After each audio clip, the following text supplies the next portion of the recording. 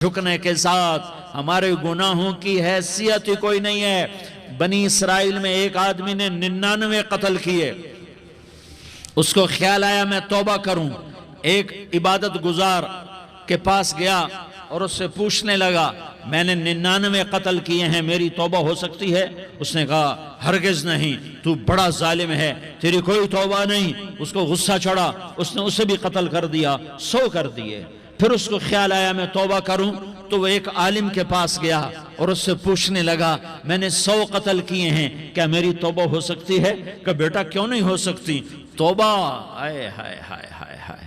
میرا رب ایک مثال دیتا ہے، کہتا میرا بندہ تو اتنے گناہ کر کہ زمین کو بھر دے، اس خلا کو بھر دے، چاند تاروں ستاروں کو بھر دے، اتنے گناہ کر کہ آسمان کی چھت کو لگا دے، زمین سے اٹھا اور آسمان کی چھت کو لگا دے، اتنے گناہ کرنے کے بعد صرف ایک دفعہ کہہ دے یا اللہ معافی دے دے تو میں سارے ہی معاف کروں گا، سارے معاف کروں گا، ولا ابالی، اور مجھے کوئی پرواہ نہیں ہوگی۔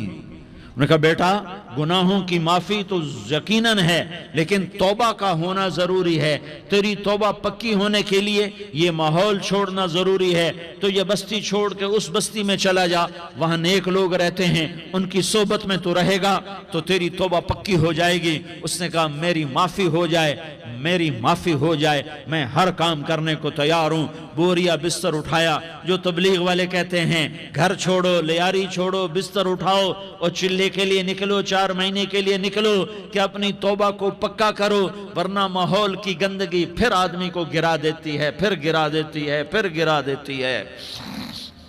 وہ نکلا، راستے میں موت آئی، جب موت نے جھٹکا دیا تو اس نے چھلانگ لگائی اس نیک لوگوں کی بس کی طرف، وہ ایسے گرا، اس کے ہاتھ اس کے آگے اور پورا جسم ایسے آگے پھیلا ہوا۔ اللہ تعالیٰ نے لیاری والوں کو قصہ سنانا تھا تو دونوں فرشتے بھیج دیے، جنت کا بھی آ گیا، جہنم کا بھی آ گیا۔ جہنم والے کہنے لگے مجرم ہے ہتھ کڑی لگاؤ، جنت والے کہنے لگے مہمان ہے سہرے پہناؤ۔ جہنم والے کہنے لگے توبہ ادھوری ہے، ابھی توبہ پکی نہیں ہے، ابھی نیک لوگوں کے شہر کو پہنچا ہی نہیں ہے کہ موت آ گئی۔ اور جنت کے کہنے لگے نہیں نہیں نہیں، توبہ ارادے سے ہو جاتی ہے، ارادہ کر لیا توبہ ہو گئی، ہمارا مہمان ہے۔ اللہ نے تیسرا فرشتہ بھیجا، جاؤ فیصلہ کرو۔ کیا فیصلہ کرو؟ وہ یہاں مرا پڑا ہے، یہ اس کی بستی ہے، یہ نیک لوگوں کی بستی ہے، وہ یہاں مرا پڑا تھا۔